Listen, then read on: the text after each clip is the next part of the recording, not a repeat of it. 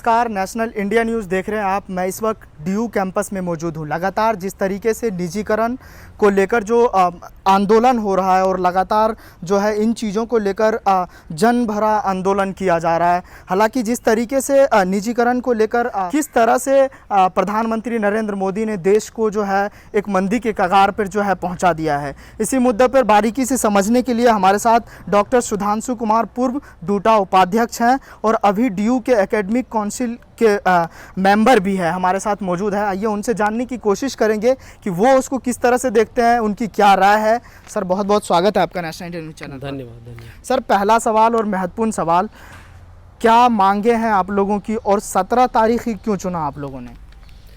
नहीं, अभी क्या है कि हम लोग फरवरी से ही ये मूवमेंट शुरू किए थे और हमारा फरवरी में जो मूवमेंट्स हमने शुरू करा था वो क्रीमी लेयर में जो सरकार ने बदलाव किया है और जिसकी वजह से ओबीसी रिजर्वेशन में बड़ी संकट आने वाली थी, तो वो मूवमेंट हमने अभी फरवरी से अब तक चलाया था। अभी सुनने में ये आया है कि सरकार ने उसको पीछे ले लिया है और उसके ऊपर थोड़ा एक कदम पीछे गई है, फाइनल वापस नहीं लिया है उस प्रस्ताव को, जिसमें कि सरकारी कर्मचारियों का वेतन और एग्रीकल्चरल इनकम जोड़ने से और ऐसा करते ही रिजर्वेशन का जो है आर्थिक आधार पे हो जाता। तो वो विरोध था, उसमें अभी कुछ एक हल्की सा आप कह सकते हैं छोटी सफलता मिली। लेकिन जो सबसे महत्वपूर्ण चीज़ है कि जो सोशल जस्टिस से जुड़े हुए लोग हैं, इस देश के 85% लोग हैं, उनको रिप्रेजेंटेशन, उनको प्रतिनिधित्व तो सरकारी क्षेत्र में ही मिलेगा, निजी क्षेत्र में आरक्षण है नहीं। और ये सरकार लगातार सरकारी क्षेत्रों को बेचने में लगी है, सरकारी उपक्रमों को बेचने में लगी है। तो 17 तारीख का अभी हमारा एक प्रोटेस्ट जो ऑनगोइंग प्रोटेस्ट चल रहा है, उसमें हम 10 तारीख से लेके और 16 तारीख तक रेलवे स्टेशन मास्टर के माध्यम से ज्ञापन दे रहे हैं प्रधानमंत्री को। और 17 तारीख को हम उपवास करेंगे सुबह 9 बजे से लेके शाम के 5 बजे तक। और क्यों चुना, उसकी एक बड़ी वजह यह है कि उस दिन पेरियार जी की जयंती है, तो उसके वजह से, और वो सोशल जस्टिस के लिए बहुत बड़ा उनका योगदान और काम रहा है, तो इस वजह से हमने चयन किया था। जो करना ये है या जो हम लोग यह करना चाहते हैं, उसमें सबसे इम्पॉर्टेंट बात ये कि ये जो प्रोटेस्ट है और हमने रेलवे स्टेशन मास्टर को क्यों चुना, ये बड़े लोग सवाल पूछते हैं। देखिए, रेलवे इस देश के लिए गरीब रथ के समान है। कैसे है गरीब? एक गरीब रथ तो लालू जी ने चलाया था, लेकिन सारे रेलवे का खास करके जो आप देखोगे तो जो लोकल ट्रेन, पैसेंजर ट्रेन चलती है, वो गरीब रथ के ही समान है।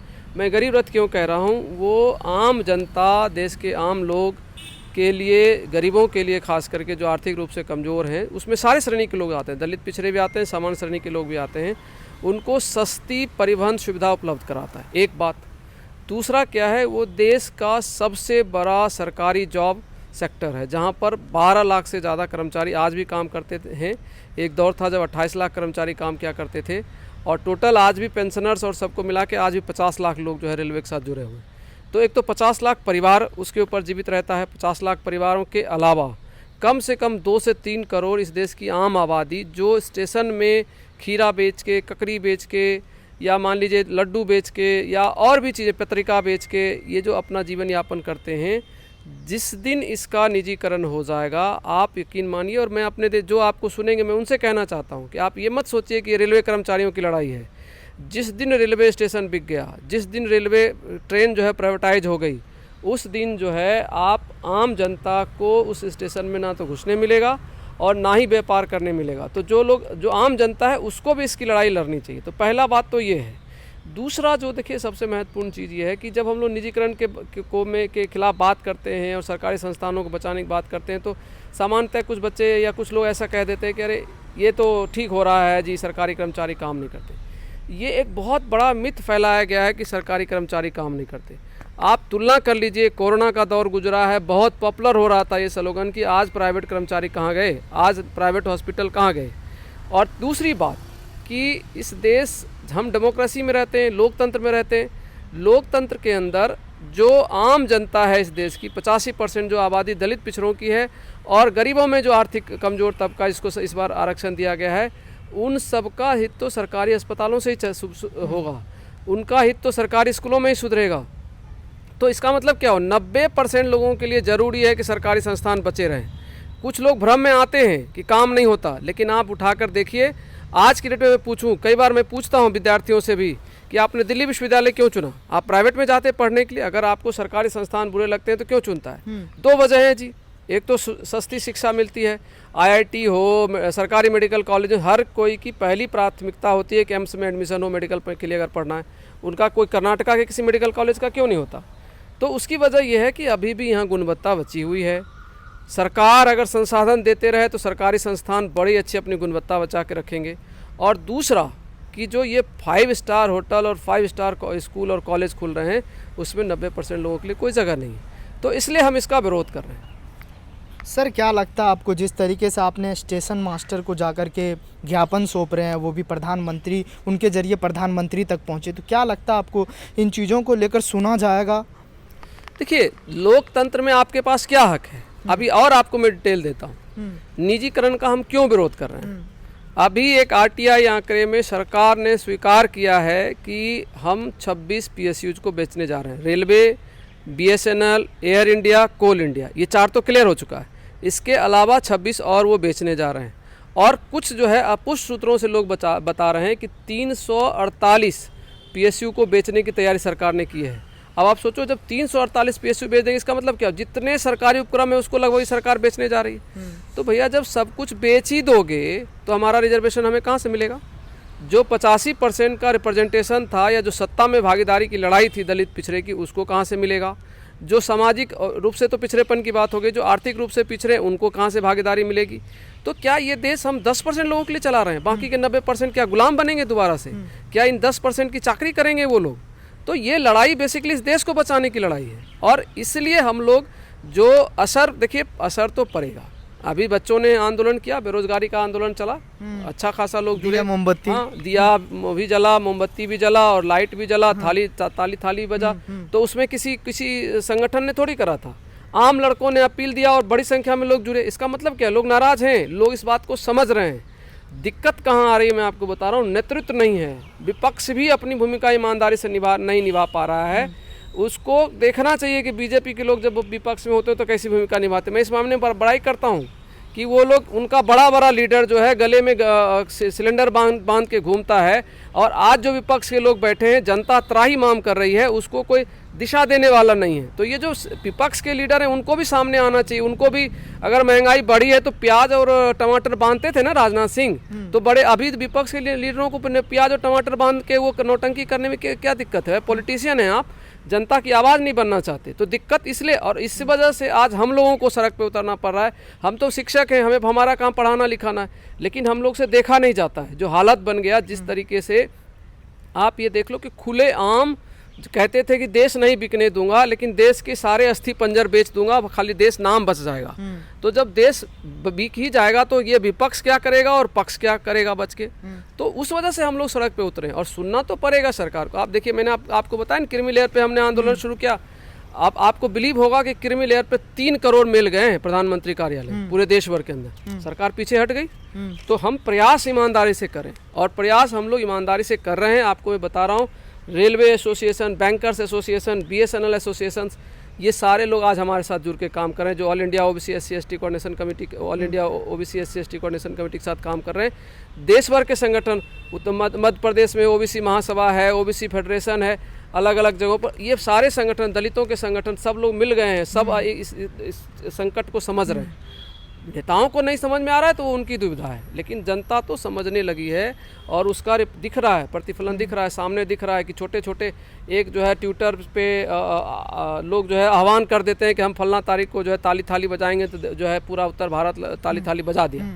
एक दिन कह दिया 9 तारीख को 9 बजे जो है लाइट ऑफ करना है। प्रधानमंत्री तो बड़े आदमी भाई, उनकी पॉपुलरिटी उनके टाइम पे हुआ, और 2-4 जो है शिक्षकों ने या 2-4 बच्चों ने मिलकर या कोचिंग सेंटर चलाने वालों ने अपील कर दिया, उस पर हो रहा है। इसका मतलब जनता नाराज़ है, और अगर जनता नाराज़ है और हम डेमोक्रेसी में रहते हैं तो कोई भी कितनी भी ताकतवर सरकार हो उसको झुकना पड़ेगा। सर एक सवाल और उठ रहा है कि जिस तरीके से सोशल मीडिया पर बात आ रही है कि 17 तारीख को जिस तरीके से स्वामी पेरियार साहब का उस दिन जयंती है, और उसके बाद खास करके उस दिनों को चुना गया है, उस दिन जो है प्रधानमंत्री नरेंद्र मोदी का भी जो है जन्मदिन है, तो इसको आप लोगों ने क्यों चुना? या प्रधानमंत्री पर जो है क्या इन चीज़ों से सीख मिलेगी प्रधानमंत्री? नहीं, हम लोगों ने जो चुना था वो तो हमने पेरियार, जब हमारी मीटिंग में जब तय हुआ था तो वो पेरियार जयंती की वजह से तय हुआ था। लेकिन बाद में देखा मैंने कि बच्चों ने जो है शुरू कर दिया वो कोई जुमला दिवस वगैरह और बेरोजगार दिवस। तो देखिए अच्छी बात है जुमला दिवस और बेरोजगार दिवस। सवाल ये है कि भाई आपने 2 करोड़ रोजगार का वादा किया था और वो 2 करोड़ रोजगार देने के बजाय और आप जो है 2 करोड़ रोजगार हर साल छीन रहे हो। और रोजगार के बिना लोगों की जिंदगी चलनी नहीं है। तो अगर प्रधानमंत्री जी का जन्मदिन है तो अच्छी बात है, वो जन्मदिन मनाए और साथ में हम लोगों का भी ध्यान रखें, वो अपना जन्मदिन मनाए।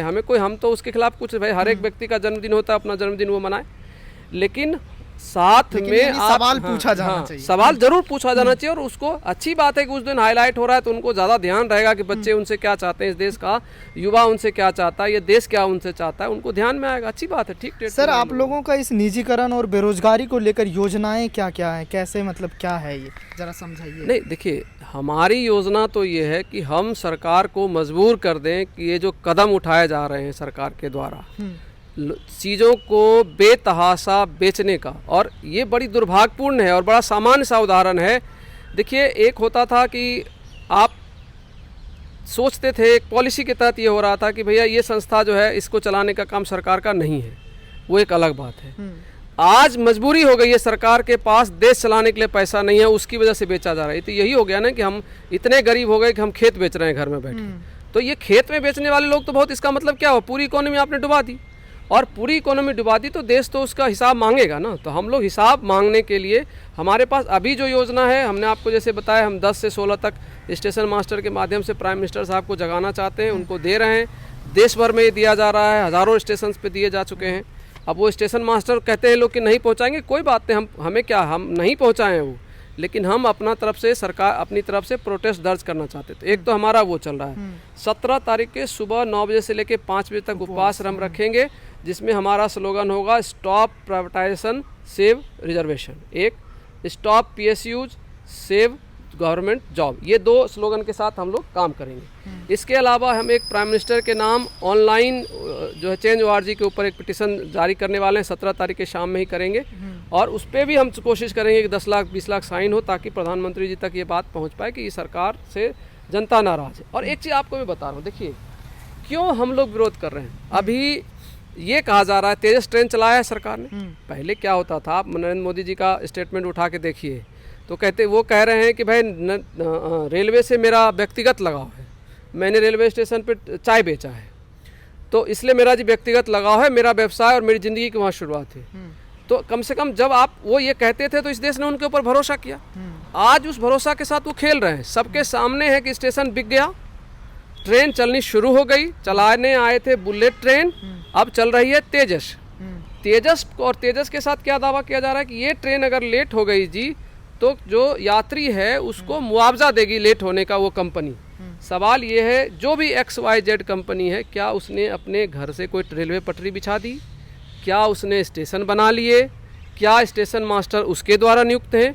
नहीं, कोई भी नहीं है। सब हमारे आपके पैसे का बना हुआ प्लेटफॉर्म है, हमारे आपके पैसे का बना हुआ वो रेल की पटरियां हैं, वही स्टेशन है, वही स्टेशन मास्टर है, वही सिग्नलिंग सिस्टम है, वही सारी तकनीक है।